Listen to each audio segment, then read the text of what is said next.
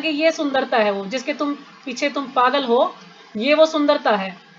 तो वो वहां से खड़ा भी नहीं हो पाया, इतनी बदबू वहां पे मार रही थी, तो वापस आ गया वो। तो कहने लग का मतलब ये कि जो हमारी जो सुंदरता है, लोग देखते हैं कि ये बड़ा सुंदर है, ये बड़ी सुंदर है, तो ये क्या है, ये एक दिखावा है या एक प्रतिबिंब मात्र है। क्योंकि भगवान इतने सुंदर हैं कि भगवान के आगे सब कुछ फीका है, कोई उनसे सुंदर हो ही नहीं सकता।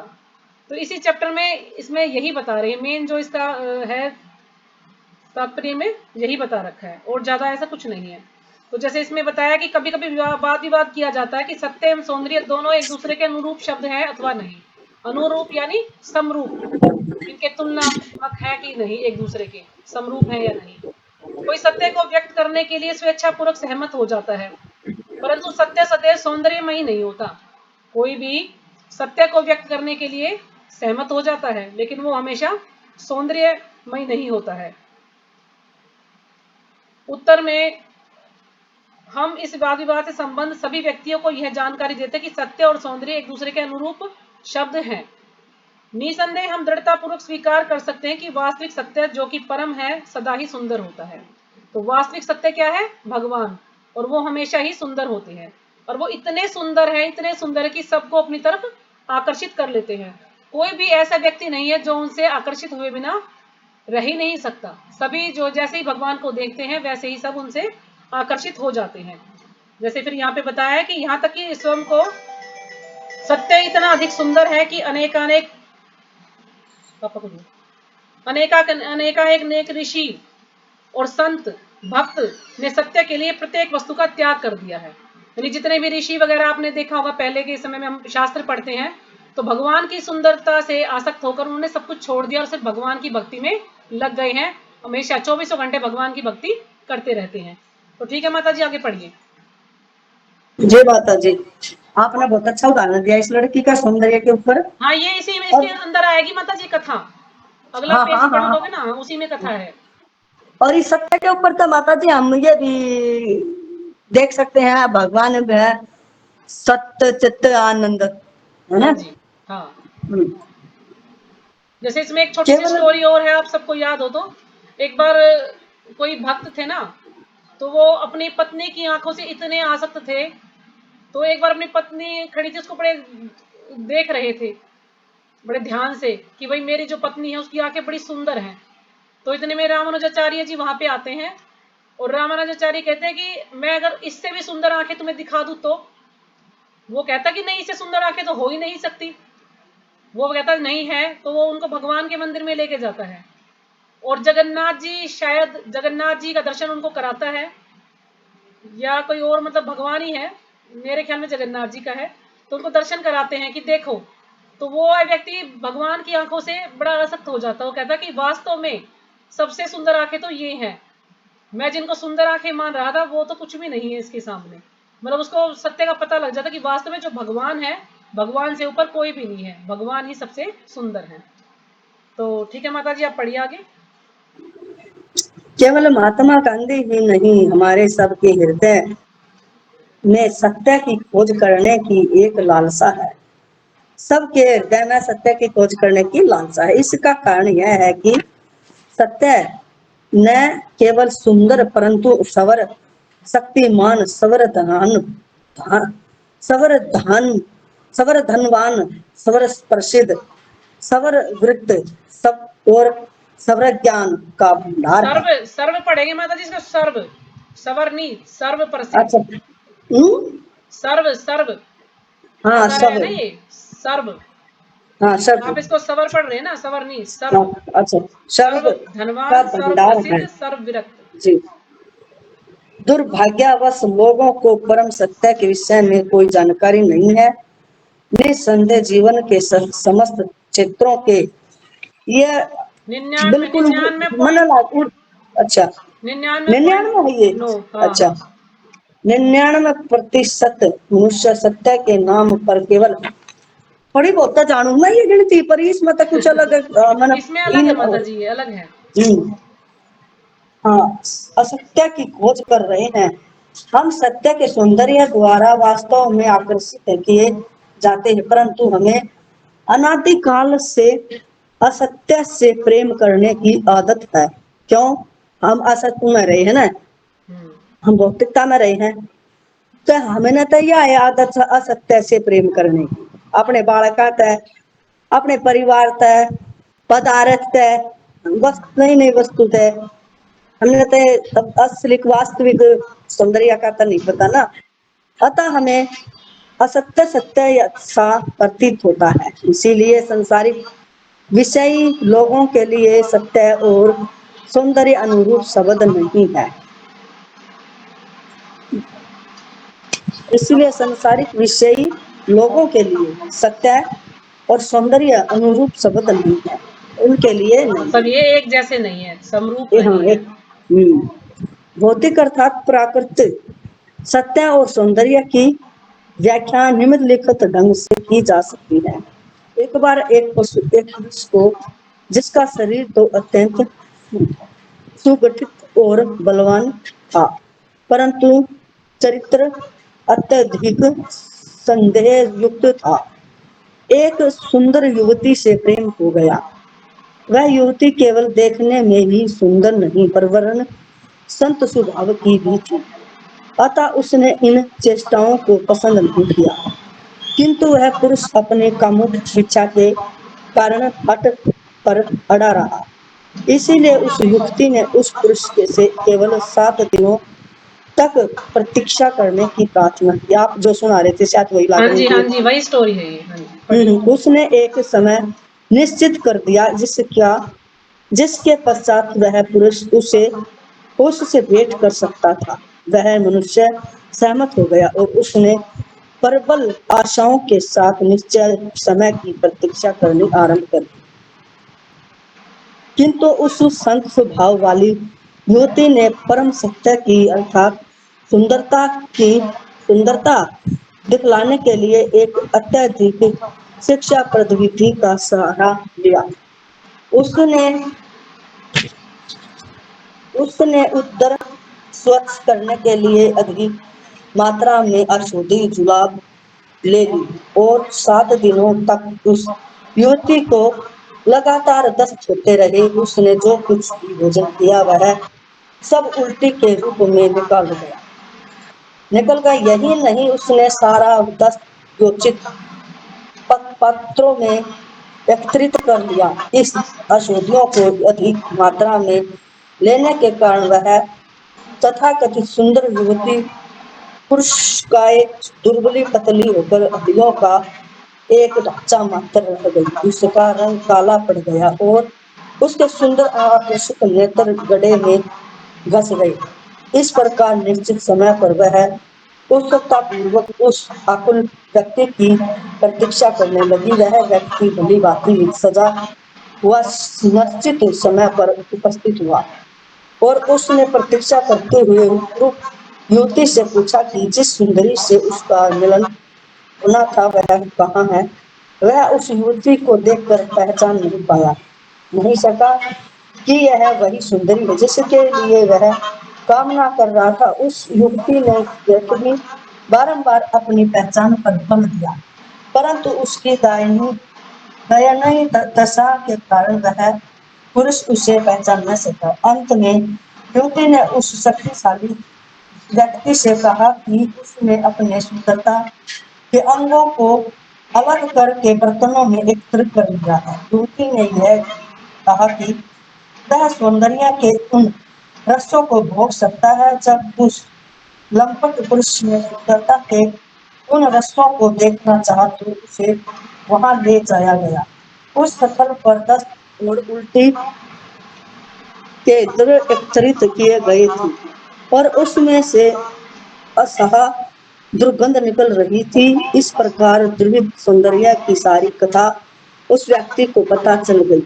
अंत उस संत स्वभाव वाली युवती की कृपा से वह निम्न चरित्र वाला पुरुष छाया और तत्व में भेद करने जानने में समर्थ हो चुका। उसको सद्बुद्धि प्राप्त हुई।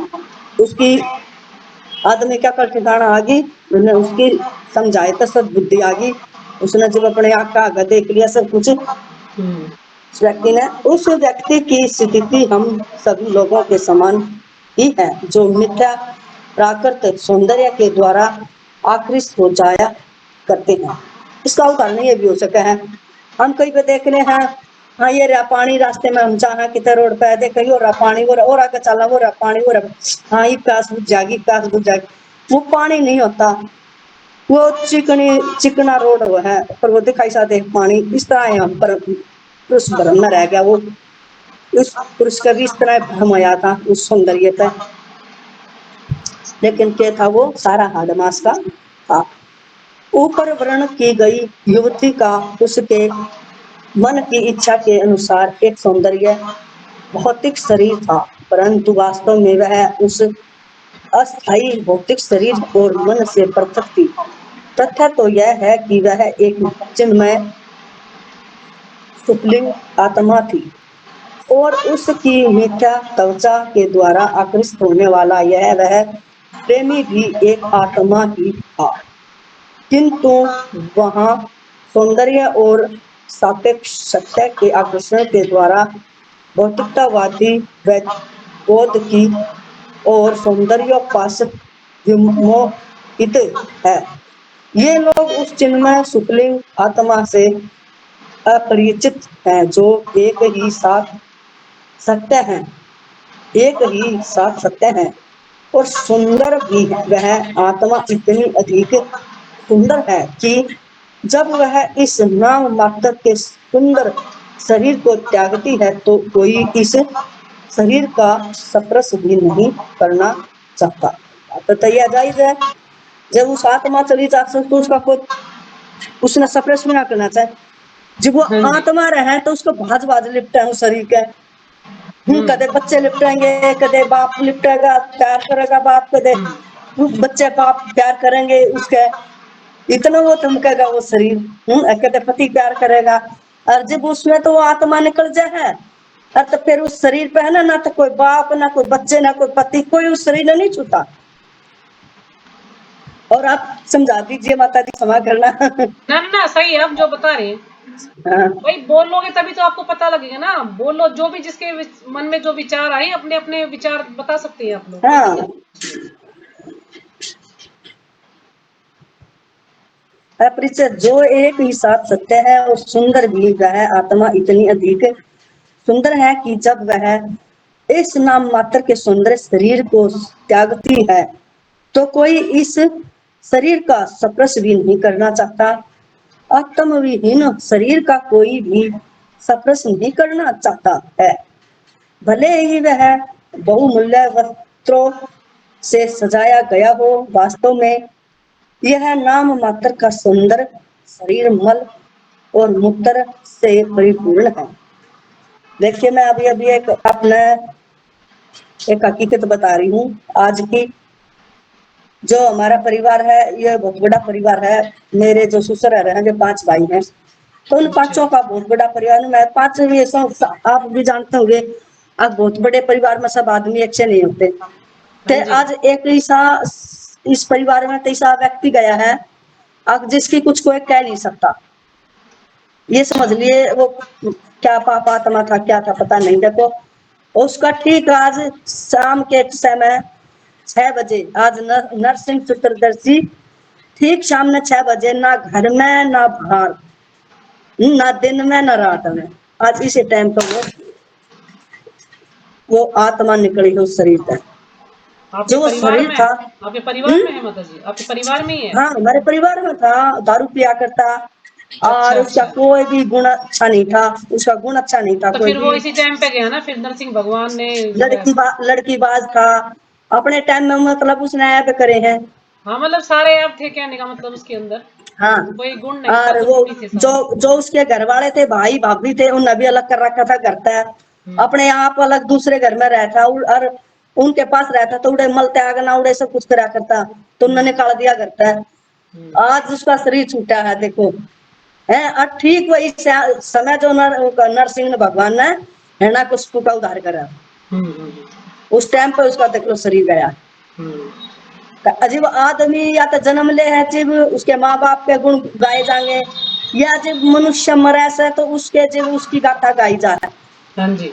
ठीक है, तो उसका इतना पाप था, इतना इसका इतना ही पुण्य था। वो तो तब है ही वो, माता जी, कोई अच्छा व्यक्ति जाएगा तो सब कहेंगे अरे बहुत अच्छा था, बेकार में चला हाँ गया अभी तो। वही था। लेकिन जो बुरा व्यक्ति सब कह रहा अच्छा रहा, मर गया तो बहुत अच्छा हाँ रहा, सब यही बहुत बोलेंगे। अच्छा रहे। तो हमारे जो ये कर्म है, कहेंगे कर्म ना, के अनुसार बुरा ही आदमी ज्यादा लोग तो कहना देखते हैं। ठीक हो गया, सब ने कहा ठीक हो गया। हाँ हाँ, ऐसे ही बोलेंगे हाँ, जब पूरा ऐसा था परिवार तो। में। हम्म, हम्म, तो हम अगर से इस लाइन में नहीं होते तो हमने भी भले बुरे का नहीं पता था, हाँ है ये ना, तो ये है, भक्ति हमने में जुड़ने पता के लग बाद गया ही ना, थोड़ा का ज्ञान होता दुनिया है की ना। पहचान का पता लग गया। हम्म। हम्म हम सब मिथ्या और सापेक्ष सत्य की खोज कर रहे हैं, जो यथार्थ सौंदर्य के अनुरूप नहीं है, किंतु वास्तविक सत्य स्थायी रूप से सुंदर है और असंख्य वर्षों तक उसकी सुंदरता का वही सत्तर बना रहता है। वह चिन्मय सुकलिंग अविनाशी है। बाहर त्वचा की सुंदरता केवल कुछ अधिक मात्रा में पाचक जुलाब लिए जाने के द्वारा ही कुछ घंटे के अंदर नष्ट की जा सकती है। हम बाहर का तो देखो कितना लीप पोत लेंगे, है ना, जी। हम इतना लीप पोतते रहेंगे इतना हम सुंदर दिखाई देंगे। हम्म। अगर बाकी हमारी एक ना एक दिन चीज बहु ब्याह आवे है तो के है घर वाले, आई जब तो बड़ी चमके थी, हम्म। आई जब तो बड़ी चमके थी, घर वाले के हैं अभी 2 दिन में इसका पता लग गया कोल्ला सा रंग देख ले, कहते काला रंग आई जब या चमके थी, तो वो क्या वो मेकअप ये मेकअप सही करा है। लेते हैं ना माता जी। हम्म मेकअप हो जाता है ना शादी में, तो पता नहीं चलता। हाँ पता तो नहीं इसलिए चलता, बड़ा वो सुंदर, इतना जो पैसा खर्च करके आई अपने सुंदर ऊपर। व्यक्ति ना वो भी सुंदर दिखता है ना।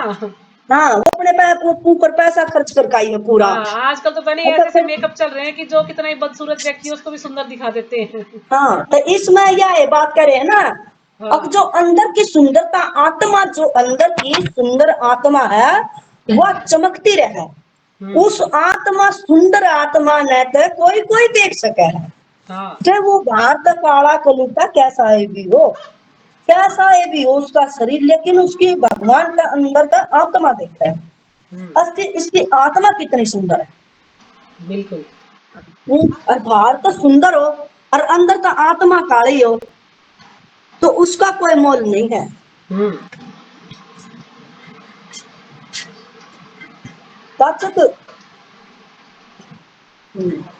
द्वारा ही कुछ घंटे के अंदर नष्ट की जा सकती है, परंतु सत्य की सुंदरता अविनाशी और यथावत है। दुर्भाग्य से भौतिकतावादी कलाकार और भौतिक व्यक्ति इस आत्मा रूपी सुंदर सुकलिंग के विषय में अज्ञानी ही सिद्ध होते हैं। उनको उस पूर्ण अग्नि का भी ज्ञान नहीं है जो कि इन चिन्मय सुकलिंगों का स्रोत है। मैं ही इन्हीं उनको यह ज्ञान है कि उस सुकलिंग और अग्नि के बीच में क्या संबंध है। यही संबंध दिव्य लीला का रूप ग्रहण करता है। यही संबंध दिव्य लीला का रूप ग्रहण करता है। जब सबर शक्ति, आप समझा दीजिए माता जी कुछ कुछ। हाँ हाँ, समझा दूंगी, आप पढ़ो इसको, पूरा कर दो पैराग्राफ को। अच्छा, लीला का अब सौंदर्य की इन लीलाओं को ऊपर वर्ण, हाँ, लीला का रूप ग्रहण करता है। सब्र शक्ति जब सब्र शक्तिमान भगवान की कृपा से उन लीलाओं का प्रदर्शन होता है तो मूल व्यक्ति अपनी से इंद्रियों से परे कुछ नहीं देख पाते। इस सत्य और सौंदर्य की इन लीलाओं के ऊपर वर्ण किए गए दस्त और केक का रूप समझ बैठते हैं। इस प्रकार उलझन में पड़कर वे पूछते हैं कि सत्य और सौंदर्य साथ ही साथ एक दूसरे के अनुरूप कैसे हो सकते हैं। संसारिक मनुष्य यह नहीं समझ जानते कि अंशी अर्थात श्री भगवान अप्राकृत और स्वार्थिक सुंदर व्यक्ति हैं और सभी को अपनी ओर आकर्षित करते हैं। ये लोग इस तत्व से परिचित नहीं है कि भगवान प्रधान तथा प्रधान स्रोत्र और प्रत्येक वस्तु के उद्गम है। लघु चिन्मय सुप्रीम अंशी भगवान के अंश होने के कारण गुण की दृष्टि से सुंदरता और नित्यता में भगवान से अभिन्न है। भेद केवल यही है कि अंशी नित्य रूप से अंशी है, मतलब भगवान के अंश है, नित्य अंशीय रहेंगे हम, भगवान से अभिन्न है। भेद केवल यही है कि अंश नित्य रूप से अंश, जबकि उनके अंश नित्य रूप से अंश। वैसे जीव और श्री भगवान दोनों ही चरम सत्य, चरम सौंदर्य, चरम ज्ञान, चरम शक्ति, चरम वैराग्य और चरम के पात्र हैं। यद्यपि कोई साहित्य किसी भी महात्म और संसारिक कवि अथवा बौद्धिक व्यक्ति के द्वारा ही क्यों न रचित हो, यदि उसमें चरम सत्य और सौंदर्य का वर्णन नहीं है तो यह साहित्य सापेक्ष सत्य का सोच एवं भंडार ही है। अर्थात साहित्य तो वह है जो श्री भगवान के चरम सत्य और सौंदर्य का वर्णन करते हैं। हरे कृष्णा माता जी। हरे कृष्णा जी। आपकी बहन आपके साथ ही है ना? नहीं, वो बर्तन रसोई में किचन में काम कर रहा है। अच्छा, बर्तन उसको बोल देना कल वो पढ़ेगी, ठीक है? अच्छा, बोल दूंगी। इससे अगला लेसन है ना विवेकपूर्ण जिज्ञासाएं, तो कल तो अच्छा छुट्टी है, कल लेक्चर होगा ना सेंटर पे, तो कल तो क्लास नहीं होगी। अच्छा, यो है विवेक पूर्ण जिज्ञासा, यो हाँ जी, पढ़ना है ना? हाँ जी, यहाँ से पढ़ लेंगी। तो कल तो हमारा लेक्चर होगा, बृहस्पतिवार आज होना था ना, तो आज नहीं हो तो कल होगा लेक्चर। तो कल क्लास नहीं होगी, शुक्रवार को क्लास होगी अब, ठीक है? तो अच्छा, शुक्रवार पढ़ में पढ़ लेगी, क्योंकि उन्होंने लेगी। अभी तक एक बार भी पढ़ा नहीं है ना, जब भी उन्होंने नंबर दिया तो ठीक उस है दिन माता बुलवा जी, ली। क्षमा करना, कोई मेरे तो गलती हुई होता है। नहीं नहीं, गलती कोई नहीं हुई माता जी, ठीक है, जैसा आपने समझाया अपने सामर्थ्य के अनुसार, ठीक है। आप समझा क्योंकि जब दीजिए। आप पढ़ेंगे समझाएंगे तभी तो आपको बोलना आएगा ना। मेन मकसद है इस क्लास का कि आप सबको बोलना सिखाना। अब मान लीजिए आप कहीं बाहर चले जाएं प्रचार के लिए, कोई आपसे कुछ पूछे तो आप कुछ भी नहीं बता पाएंगे उनको, फिर कहेंगे कि हाँ, जैसे किताब बांटने जाते हैं इस्कॉन के भक्त कई बार, और वो खुद पढ़ते आप नहीं है, समझा उनसे कोई दीजिए पूछ माता लेता जी। है, कोई श्लोक पूछ लेता है, तो वो कुछ नहीं बता पाते।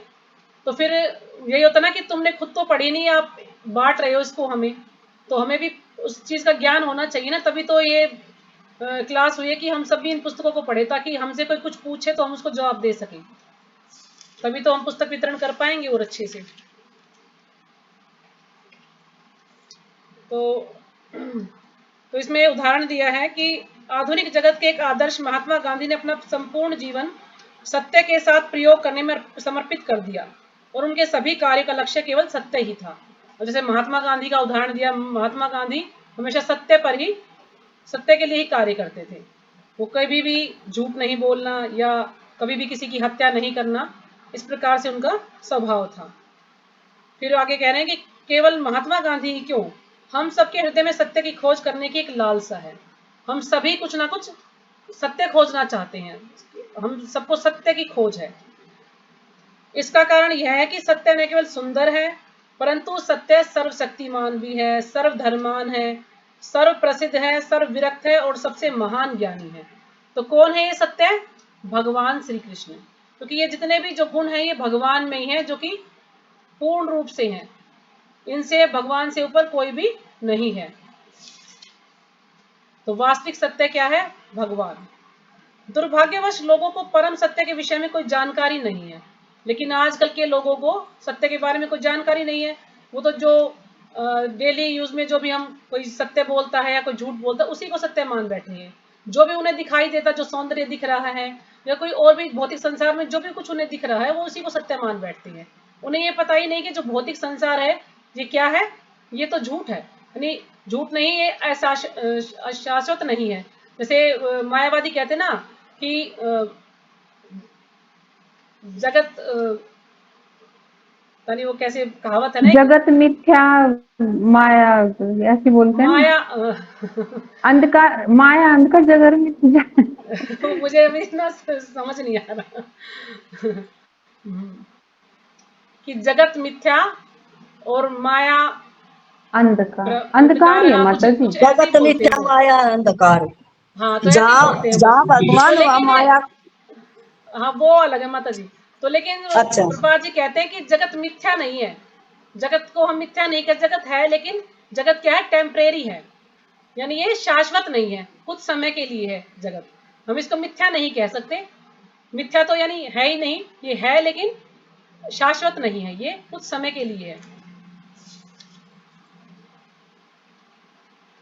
तो कुछ इसमें बताया कि निसंदेह जीवन के समस्त क्षेत्रों के 99.9% मनुष्य सत्य के नाम पर केवल असत्य का ही अनुसरण कर रहे हैं। मतलब 99.9 सिर्फ 1% छोड़ा, यानी 100 भी बोल सकते थे वो, कि जो लोग हैं वो असत्य का अनुसरण करते हैं, यानी सत्य का उन्हें असलियत में पता ही नहीं है। वो जो असत्य है यानी संसार में जो देखते हैं उसी को सत्य मान बैठते हैं, उस असत्य का ही अनुसरण करते हैं। हम सत्य के सौंदर्य द्वारा वास्तव में आकर्षित किए जाते हैं। हम जो भी सत्य, जो भी सौंदर्य देखते हैं, जो भी कुछ देखते हैं भौतिक संसार में, उसी से हम आकर्षित हो जाते हैं। परंतु हमें अनादिकाल से असत्य से प्रेम करने की आदत है, जो सत्य सा प्रतीत होता है। क्योंकि हम इतने वर्षों से, जब से पता नहीं हमारे कितने करोड़ों जन्म हो चुके होंगे, तब से हम असत्य को ही सत्य मान रहे हैं और उसी का हम अनुसरण कर रहे हैं। इसलिए हमें वो जो झूठ है, जो असत्य है, वो भी हमें सत्य प्रतीत होता है। इसलिए सांसारिक लोगों के लिए सत्य और सौंदर्य अनुरूप शब्द नहीं है, यानी सत्य और सौंदर्य अनुरूप नहीं है, यानी एक दूसरे के समरूप नहीं है, दोनों में तुलना की गई है। भौतिक सत्य और सौंदर्य की व्याख्या निम्नलिखित ढंग से की जा सकती है। एक जैसे एक कहानी तो आपने पढ़ी ली है और मैंने आपको ये शॉर्ट में बता भी दी है, तो उससे आगे पढ़ते हैं हम। तो उस व्यक्ति की स्थिति हम सभी लोगों के समान ही है। तो जो व्यक्ति सौंदर्य से आकर्षित हो गया था, उस औरत से आकर्षित हो गया था, तो उसकी स्थिति भी हम जैसे लोगों की तरह ही है। क्योंकि हम सभी जो भी भौतिक संसार में हैं, हम कोई भी सुंदर चीज देखते हैं, कोई लड़की है या लड़का है, या सुंदर घर है, कोई सुंदर गाड़ी है, या कुछ भी हम ऐसी अच्छी चीज देखते हैं, तो हमें मतलब उससे हम आकर्षित हो जाते हैं कि ये इसके पास ही बड़ा सुंदर है, तो ये मेरे पास भी होना चाहिए, यानी हम उससे आकर्षित हो जाते हैं। तो उसकी स्थिति भी हमारे जैसी ही है, जो मिथ्या भौतिक सौंदर्य के द्वारा आकर्षित हो जाया करते हैं। ऊपर वर्णन की गई युक्ति का शरीर उसके मन की इच्छा के अनुसार सुंदर था, परंतु वास्तव में वह उस अस्थायी भौतिक शरीर और मन से पृथक थी। यानी जो औरत थी वो संत स्वभाव वाली थी, तो वो जो ये मिथ्या जो शरीर था, सुंदरता था थी उसकी, उससे वो आसक्त नहीं थी, यानी वो अस्थायी था, उसे ज्ञान था कि ये स्थायी नहीं है ये सुंदरता। तथ्य तो यह है कि वह एक चिन्मय स्फुलिंग आत्मा थी। असली सत्य क्या है कि वो एक स्फुलिंग आत्मा थी, चिन्मय आत्मा थी, और उसकी मिथ्या त्वचा के द्वारा आकर्षित होने वाला वह प्रेमी भी ऐसा ही था। और वो प्रेमी जो है उसकी मिथ्या त्वचा से, जो उसकी ये बनावटी या जो नकली जो सुंदरता थी, उससे आसक्त था। किंतु बाह्य सौंदर्य और सापेक्ष सत्य के आकर्षण के द्वारा भौतिकतावादी बौद्धिक और सौंदर्य उपासक विमोहित हैं। लेकिन जो बाह्य सौंदर्य है, हम आजकल बाह्य सौंदर्य देखते हैं, यानी हमारा शरीर जो है सुंदर, उसको देखते हैं, लेकिन अंदर क्या है वो किसी को नहीं पता। कि जो व्यक्ति बाहर से सुंदर है, जरूरी नहीं वो अंदर से सुंदर हो, यानी जो अंदर की सुंदरता है हम उसको नहीं देखते, हम बाहरी बनावटी जो सुंदरता उसी को देखते हैं कि व्यक्ति बड़ा सुंदर है, ये लड़की बड़ी सुंदर है, या ये वस्तु बड़ी सुंदर है, बस उसी में हम लगे रहते हैं। और सापेक्ष सत्य के आकर्षण के द्वारा, और सापेक्ष सत्य यानी जो वास्तव में जो सत्य है उसकी हम अपेक्षा करते हैं। सापेक्ष का मतलब होता है अपेक्षा करना, उसकी हम अपेक्षा करते हैं। तो भौतिकतावादी बौद्धिक और सौंदर्य के जो उपासक हैं, जो सौंदर्य के उपासक हैं, जो सौंदर्य से विमोहित हो जाते हैं, वैसे लोगों के बारे में बताया गया है। ये लोग उस स्फुलिंग चिन्मय स्फुलिंग आत्मा से अपरिचित, यानी जो आत्मा है उससे अपरिचित है, इनको कोई ज्ञान नहीं है, जो एक ही साथ सत्य है और सुंदर भी है, जो कि वास्तव में क्या है, वो सत्य है आत्मा, और वो सुंदर भी है। वह आत्मा इतना अधिक सुंदर है कि जब वह इस तथाकथित सुंदर शरीर को, जो वास्तव में दस्त और उल्टी से भरा पड़ा है, लेकिन जो हमारा जो शरीर ना, ये क्या है, मल मूत्र से, गंदगी से भरा हुआ है। यदि इसके अंदर हम देखें तो गंदगी ही गंदगी है, कोई साफ सफाई नहीं है, लेकिन हम ऊपरी सुंदरता को देखते हैं। रूपा जी हमेशा कहा करते थे कि जो भौतिक संसार में जो प्रेम है, स्त्री पुरुष का जो संबंध है, वो क्या है, मल के समान है, और जो आध्यात्मिक संसार में जो प्रेम है वो हलवे के समान है। लेकिन हम जो ये मल के समान जो प्रेम है उसी को हम सच मान बैठते हैं, उसी से हम आसक्त हो जाते हैं। उल्टे से भरा पड़ा है, त्यागता है तो कोई इस शरीर का स्पर्श भी नहीं करना चाहता। जब किसी की मौत हो जाती है तो कोई भी उसको स्पर्श नहीं करना चाहता, चाहे उसको कितने ही हीरे जवाहरात से, कितने ही सुंदर आभूषणों से उसको सजा दिया जाए मृत व्यक्ति को, लेकिन कोई भी उसके पास नहीं जाना चाहेगा, कोई भी उसको छूना नहीं चाहेगा, क्योंकि उसके अंदर जब आत्मा निकल गई तो उसकी सुंदरता खत्म हो गई, उसके अंदर कुछ भी नहीं है रहता। हम ये सब मिथ्या और सापेक्ष सत्य की खोज कर रहे हैं जो यथार्थ सौंदर्य के अनुरूप नहीं है। हम क्या हैं, जो मिथ्या सौंदर्य है उसकी खोज कर रहे हैं, लेकिन जो यथार्थ सौंदर्य के अनुरूप नहीं है, लेकिन जो असली सौंदर्य है उसके समरूप नहीं है, उसके तुलना में नहीं है, यानी उसकी हम जो असली सुंदरता है उससे हम उसकी तुलना नहीं कर सकते हैं, जो भौतिक संसार का जो सौंदर्य है। किंतु वास्तविक सत्य स्थायी रूप से सुंदर है और असंख्य वर्षों तक उसकी सुंदरता का वही स्तर बना रहता है। लेकिन जो वास्तविक सुंदरता है वो हमेशा स्थायी रूप में है, यानी भगवान की सुंदरता हमेशा रहती है, यानी कभी भी विनष्ट नहीं होती। वह चिन्मय स्फुलिंग अविनाशी है, उसका कभी नाश नहीं होता है। बाह्य त्वचा की सुंदरता केवल अधिक मात्रा के में पाचक जुलाब लिए जाने के द्वारा कुछ ही घंटों के अंदर नष्ट की जा सकती है। अब जो टेम्परेरी जो सुंदरता है, जो भौतिक सुंदरता है, उसको जुलाब लेने से कैसे उसने नष्ट कर दिया, थोड़ी देर में ही वो सुंदरता समाप्त हो गई। लेकिन जो असली सुंदरता है, जो सत्य है, परम सत्य है, वो उसकी सुंदरता कभी भी समाप्त नहीं होती है। परंतु सत्य की सुंदरता अविनाशी और यथावत है, यानी वो कभी नष्ट नहीं होती है और हमेशा जैसी की तैसी बनी रहती है। दुर्भाग्य से भौतिकतावादी कलाकार और बौद्धिक व्यक्ति इस आत्मा रूपी सुंदर स्फुलिंग के विषय में अज्ञानी ही है, यानी उनको कोई भी ज्ञान नहीं है। उनको उस पूर्ण अग्नि का भी ज्ञान नहीं है जो कि इस चिन्मय स्फुलिंगों का स्रोत है। न ही उनको यह ज्ञान है कि उस स्फुलिंग और अग्नि के बीच में क्या संबंध है जो दिव्य लीलाओं का रूप ग्रहण करता है। यानी उनको आत्मा और शरीर के बारे में कोई भी ज्ञान नहीं है, भगवान के बारे में कोई भी ज्ञान नहीं है, वो क्या है, अज्ञान है।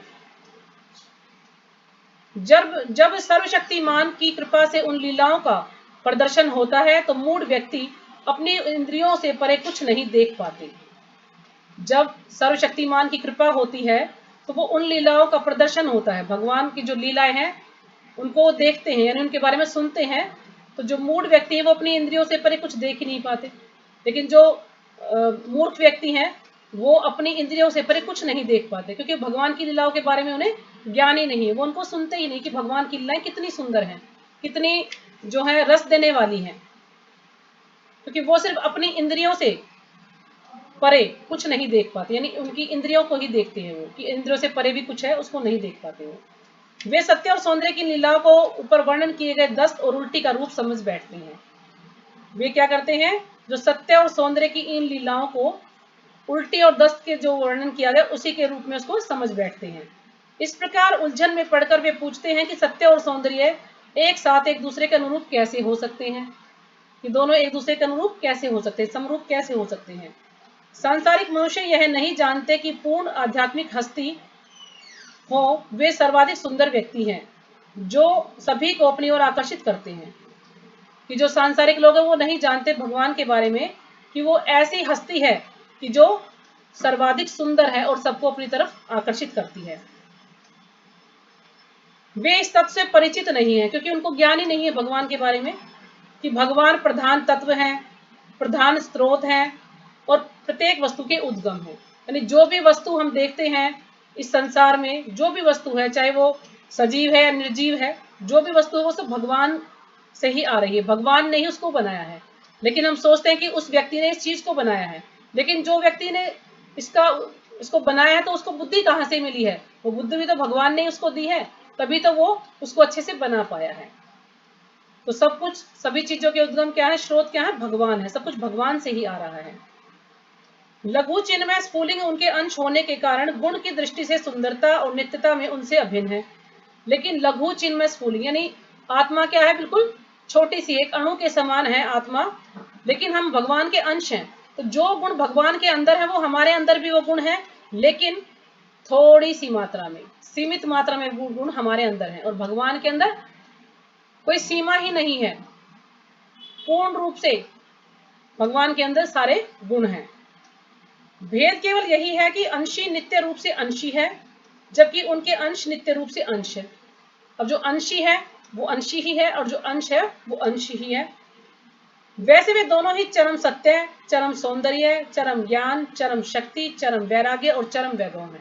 यानी 6 गुण जो भगवान में है वो हम जीवों के अंदर भी है, लेकिन वो सीमित मात्रा में है। जब भी कोई साहित्य किसी भी महान सांसारिक कवि अथवा बौद्धिक व्यक्ति के द्वारा ही क्यों न रचित हो, और मान लीजिए कोई भी साहित्य है वो किसी महान कवि या बौद्धिक व्यक्ति के लिए जो कि इस संसार से बंधा उसी के द्वारा ही रचित क्यों न हो, यदि उसमें चरम सत्य और सौंदर्य का वर्णन नहीं है तो वह साहित्य सापेक्ष सत्य का सोच एवं वमन का भंडार ही है। यदि उसमें भगवान के बारे में नहीं है, उनके सत्य और सौंदर्य के बारे में नहीं है, तो वह साहित्य क्या है, यानी सत्य और सत्य का सोच, यानी मलमूत्र के समान ही है, उल्टी दस्त के समान ही है वो साहित्य, अगर उसमें भगवान के बारे में कुछ भी नहीं बताया है तो। यथार्थ साहित्य तो वह है जो भगवान के चरम सत्य और सौंदर्य का वर्णन करता है। असली साहित्य तो वही है जो भगवान के चरम सत्य, यानी जो भगवान का जो भगवान है उनसे ऊपर कोई भी नहीं है, बिल्कुल चरम सत्य और सौंदर्य का वर्णन करता है। तो वास्तव में जो असली साहित्य क्या है, जो भगवान की लीलाओं का या भगवान के बारे में हमें ज्ञान देता है, बाकी तो सब दिखावा ही है। तो ठीक है माता जी, कुछ समझ आया इसमें से? माता जी हरे कृष्णा। माता जी दंडवत प्रणाम। हाँ जी, हरे कृष्ण। माता जी हाँ जी, आंशी नित्य रूप से, आंशी मतलब आंशी की मीनिंग नहीं आई मेरे को अंशी समझ। अंशी हो गया भगवान, अंशी नित्य रूप भगवान से अंशी है, और अंश कौन है, हम जीवात्मा। तो हम भगवान के अंश हैं, तो हम नित्य रूप से अंश, यानी हमेशा हम भगवान के अंश रहेंगे, और हम क्या है, शाश्वत है, हमारी कभी मृत्यु नहीं होती, क्योंकि आत्मा कभी नहीं मरता, आत्मा भी अविनाशी है। लेकिन उनकी दृष्टि से देखा जाए तो उनकी दृष्टि तो समान है उसमें, लेकिन मात्रा की दृष्टि से वो सीमित मात्रा में ही गुण हमारे अंदर, ठीक है। और भगवान के अंदर अपार, यानी कोई भगवान के अंदर कोई सीमा ही नहीं है, भरपूर मात्रा में अंशी भगवान के भगवान अंदर। बताए ना माता जी, हाँ अंशी जी, भगवान अंशी है। भगवान, हाँ जी, अंशी भगवान, अच्छा अच्छा और अच्छा। हम हैं अंश भगवान के, ठीक है। और कुछ? माता जी एक बार और ये और बता दो, ये मैं थोड़ा दूर थी जब आपने हाँ बता, पूछो। सत्य और सौंदर्य के अनुरूप शब्द ये वाला अनुरूप का मैं सुन मतलब नहीं दे थी। रखा है माता जी, जो मैंने देखा उसमें डिक्शनरी में, अनुरूप का दे रखा समरूप, समरूप यानी एक दूसरे के समान समझ सकते हैं, या तुलनात्मक है एक दूसरे के, ऐसे उसमें दिया गया है। अनुरूप का स्वरूप समरूप, समरूप या तुलना, सम उसमें डिक्शनरी में तो यही दे रखा है माता जी, इसका मतलब ना।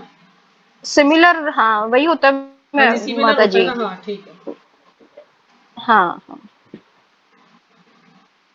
जी माता जी धन्यवाद।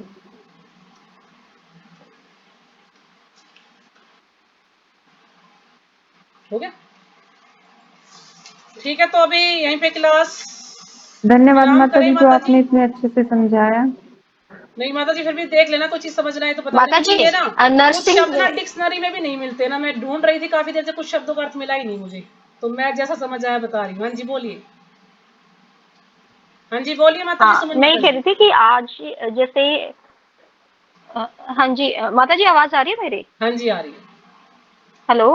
हाँ जी आवाज आ रही है आपकी, बोलिए। मैं ये पूछ रही थी जैसे आ, आज के दिन की क्या महत्ता है माता जी? जैसे आज नर्सिंग चतुर्दशी है आज। हाँ जी, नरसिंह चतुर्दशी है आज, तो नरसिंह भगवान जी का प्राकट्य हुआ था माता जी इस दिन। मतलब जो आपने प्रहलाद, अभी नए नए जुड़े हैं ना, तो प्रहलाद महाराज की आपने कथा नहीं सुनी होगी। तो प्रहलाद महाराज जो है भगवान के शुद्ध भक्त हैं, और उनके जो पिताजी थे वो थे राक्षस हिरण्यकशिपु। तो हिरण्यकशिपु ने भगवान से वरदान, ब्रह्मा जी से वरदान मांगा था, इतनी घोर तपस्या की थी कि ब्रह्मा जी को विवश होकर आना पड़ा। तो उन्होंने कहा कि मुझे ऐसा वरदान दो कि मैं अमर हो जाऊं। लेकिन ब्रह्मा जी ने उन्हें कहा कि मैं खुद अमर नहीं हूं, तो मैं आपको अमरता का वरदान कैसे दे सकता हूं। तो उन्होंने फिर ब्रह्मा जी से क्या मांगा कि ठीक है, यानी मैं जब मेरी मृत्यु हो तो ऐसे समय में ना तो दिन होना चाहिए ना रात हो, ना पृथ्वी पर हो ना आकाश में हो, ना दिन में हो ना रात में हो, ना अस्त्र से हो ना शस्त्र से हो, ना इंसान से मरूं ना देवताओं से मरूं। मतलब इस प्रकार से उन्होंने ऐसा वरदान मांग लिया कि वो तो एक तरफ से अमरता का ही वरदान हो गया, अब ऐसा व्यक्ति कौन है कि ऐसा रूप लेकर आए कि दिन में भी ना मरे, रात में भी ना मरे, किसी अस्त्र से भी ना मारे उसको, शस्त्र से भी ना मारे, और उसको जो है पृथ्वी पर भी ना हो और आकाश में भी ना हो। तो फिर भगवान को ये रूप लेना पड़ा था, नरसिंह अवतार। तो प्रहलाद महाराज भगवान के भक्त थे, लेकिन जो प्रहलाद महाराज के जो पिता थे हिरण्यकशिपु, वो प्रहलाद महाराज को प्रताड़ित करते रहते थे। वो कहते थे कि मैं भगवान हूं, तुम मेरी पूजा करो, लेकिन वो कहता था कि नहीं, विष्णु की पूजा करता हूं मैं, विष्णु भगवान है। तो इसलिए उन्होंने अपने पुत्र के साथ ही काफी अत्याचार किए थे। उनको पहाड़ियों से नीचे पटक दिया, उनको अपनी उनकी जो ये जो हम होली की पूजा करते हैं ना, होलिका उनकी बहन थी हिरण्यकशिपु की, तो होलिका को ये वरदान था कि वो आग में जलेगी नहीं। तो उन्होंने होलिका की गोद में प्रहलाद को बैठाया और चारों तरफ आग लगा दी कि होलिका नहीं जलेगी और प्रहलाद जल जाएगा। लेकिन उल्टा हुआ, क्योंकि भगवान का भक्त था तो होलिका जल गई और प्रहलाद बच गया। तो फिर इसी प्रकार वो उनको कुछ ना कुछ हाथियों के नीचे, हाथी के पैरों से उनको कुचलवाने की कोशिश की। उनको जो है टीचर जो थे उनको भी कहा कि इसको खूब प्रताड़ित करो, यानी खूब उनको सजाएं दी गई, लेकिन उनका कुछ भी बाल विवाह का नहीं हुआ क्योंकि भगवान के भक्त थे। तो फिर एक बार उनसे हिरण्यकशिपु गुस्से में पूछते हैं कि जाए ये जो पत्थर है, ये जो खंबा है, खंबा था उनके घर पे महल में, तो जो खंबा है इसके अंदर भी क्या भगवान है? प्रहलाद महाराज ने बोल दिया हाँ, इसके अंदर भी भगवान है।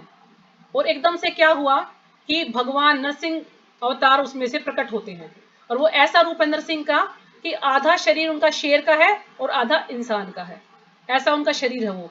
और उन्होंने उनको अस्त्र से नहीं मारा, अपनी गोद में उसको बिठाया। ना उस समय दिन थी और ना रात थी, शाम के समय यानी 6-7 बजे का जो समय होता है उस दिन ना दिन होता है ना रात होती है, उस समय में उसकी मृत्यु हुई। और अपनी गोद में उसको बैठाया हिरण्यकशिपु को उन्होंने, और अपने नाखूनों से इसको फाड़ दिया और फिर उसकी मृत्यु हो गई। मतलब इतना उनका उग्र रूप था, इतना भयंकर रूप था कि जो लक्ष्मी जी हैं वो भी उसको देख के डर जाती हैं। वहां पर कोई भी, जितने भी और बहुत सारे लोग वहां पर खड़े हैं, कोई भी उनके पास जाने की हिम्मत नहीं कर पाता। फिर आखिर में प्रहलाद महाराज को भेजा जाता कि आप उनको शांत कीजिए। जब प्रहलाद महाराज जाते हैं, वो उनसे डरते नहीं है, तो प्रहलाद महाराज जाते तो भगवान उनको बड़े प्यार से अपने पास बैठा लेते हैं और प्यार करते हैं, तो मतलब वो बहुत खुश होते हैं। तो कहने का मतलब है कि भगवान सब जगह है।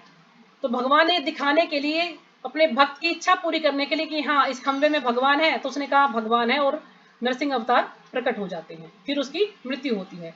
तो इसलिए जो है नरसिंह भगवान का विग्रह पहले इस मंदिर में नहीं था, दिल्ली वाले मंदिर में। अभी कुछ समय पहले ही, 1 साल पहले या कुछ समय पहले ही मंदिर इसमें नरसिंह भगवान का विग्रह आया है।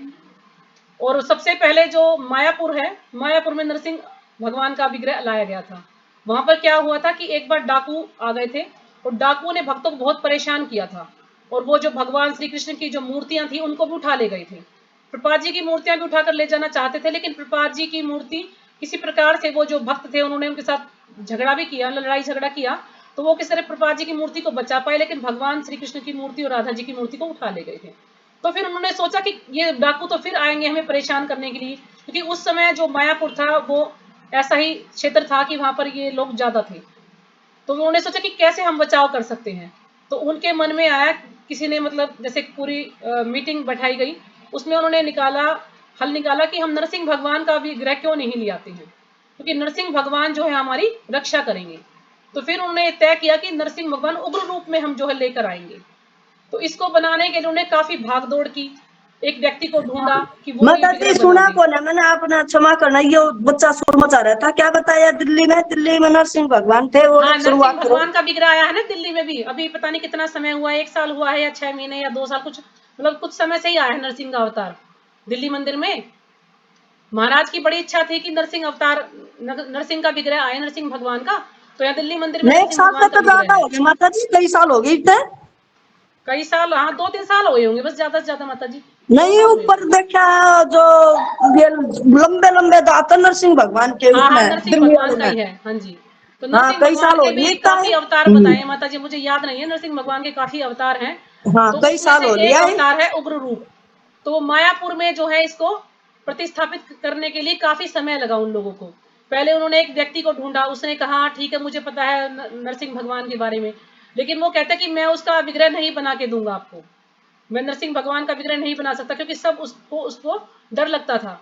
तो बड़ी उन्होंने भक्तों ने उससे विनती की, काफी उसको समझाया, तो फिर उनको भगवान ने स्वप्न में दर्शन दिए, तब उस व्यक्ति ने ये उग्र रूप नरसिंह जो है बनाया था, और फिर इसको मायापुर में स्थापित किया गया ताकि हम सभी भक्तों की रक्षा हो सके। और इसी कारण से महाराज भी डेली नरसिंह कवच पढ़ते थे, रात को सोने से पहले नरसिंह कवच पढ़ते थे ताकि हमारे सभी भक्तों की रक्षा हो सके। तो इसलिए इसको जो है स्थापित किया गया था। और उस दिन चतुर्दशी का दिन था, तो इसलिए ये चतुर्दशी के दिन नरसिंह भगवान का प्राकट्य हुआ था, तो इसी को बड़े उल्लास से मनाते हैं। और इस दिन व्रत भी रखते हैं, जैसे एकादशी का व्रत रखा जाता है ना, इसी प्रकार से इसको रखा जाता है। शाम को हम कुटू आटा से बना या समा के वगैरह कुछ भी ऐसा अन्न प्रसाद नहीं लेते हैं, एकादशी प्रसाद ही लेते हैं। ठीक है माता जी। और अगर आपको जी ज्यादा माता इसकी जी। और भी डिटेल में चाहिए तो आप लेक्चर सुन सकते हैं नरसिंह भगवान के बारे में, काफी लेक्चर है उनकी लीलाओं के बारे में, वो सुन सकते हैं। नहीं, आपने बड़े अच्छे से बताया माता जी, थैंक यू, धन्यवाद माता जी। ठीक है। और किसी का कुछ पूछना है?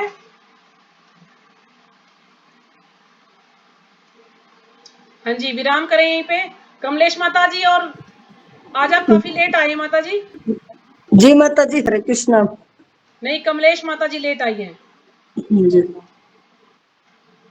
कमलेश माता जी तो बोली नहीं, सुनी नहीं। माता जी, हरे कृष्णा। हाँ जी बोलिए। देखिए, जब मायापुर में है ना, जब नरसिंह देव की आरती होती है, और तो उस जब नरसिंह देव की आरती होगी तो सारी लाइट बंद कर दे हैं पूरी। और फिर नार आरती आरती होते होते नरसिंह देव की मई तुम तो बहुत तेज लाइट जलेगी, जब लाइट चढ़ा उसकी। हाँ तो होता होगा उसमें माता भी जी। बड़ा आश्चर्यचकित रहे उस समय। एक आश्चर्य सा रहे नरसिंह आरती की, वो है जब सुबह मंगल आरती में, हाँ जी हाँ, सारी लाइट बंद कर दे हैं मंदिर की। ठीक। हरे कृष्णा माता जी, हाँ जी, हरे प्रणाम। कृष्णा। तो ठीक है माता जी। हरे हरे कृष्णा कृष्णा माता जी, माता जी। हाँ जी, दंडवत प्रणाम। प्रणाम सभी को। वांछा हरे कल्पतरुभ्यश्च कृष्णा माता कृपा जी। सिंधुभ्येव च पतितानां पावनेभ्यो वैष्णवेभ्यो नमो नमः। हाँ जी, बोलिए कमलेश।